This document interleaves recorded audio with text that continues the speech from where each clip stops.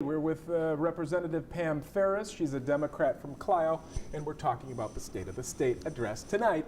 Pam, are there specific things that you're going to listen for in this speech as you're sitting in the audience there at the Capitol? There are. I want to hear what he has to say about education and more money going into education. I want to see what he says about helping middle-class families. I'd like to see him put more money into the earned income tax credit and bump that back up to where it was so that you have families that are on the edge struggling. That earned income tax credit can be enough to get them over the edge where they're not in poverty anymore, and I'd like to see that restored. You know the governor is going to say everything's rosy. That Of course. We're on a comeback state. I'm sure he's going to say that. He's going to say that he's got $1 billion surplus and that Michigan's just doing great. Is that what you're hearing from your constituents?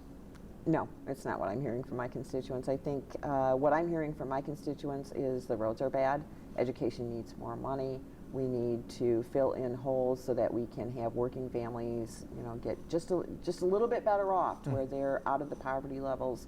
And it's tough. I mean, this year we celebrated the 50th anniversary of LBJ's policies to fight poverty.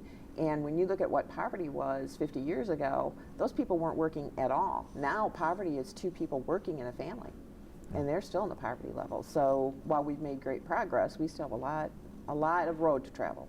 Speaking of the roads, is Yes. there anything that you all are doing in Lansing to fix the roads? There was about $300 million that was put into roads this year. That was a one-time bump into roads this year. Most of it went into Republican districts.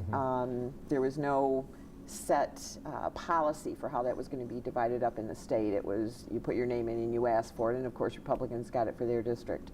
I am hoping that we are able to deal with roads a little better than we have, but I don't really believe that we're going to be able to pass legislation to increase any kind of taxes for roads this year. It's an election year. I don't think Republicans are going to do that. They already laid a $1.8 million tax increase on everybody, and especially seniors, not long ago. And you can't turn around and keep hitting the same people over and over and expect them to pay for it while you're giving breaks to big business and CEOs. And Michigan companies are doing great on that bottom line because we are not having them pay as much taxes as they used to be. It's not because they're providing jobs.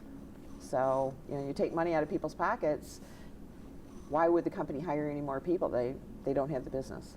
So. All right. Anything else you want to add, Pam? Well, I'd just like people to listen to the governor's speech tonight. It's at 7 o'clock, but I want them to listen for what they don't hear. I want them to think about where they're at and what they need. Is it education that's important to them? How's that actually going to work for them? And let's listen to see what we don't hear tonight. All right, Pam. Thank you. Thank you so much.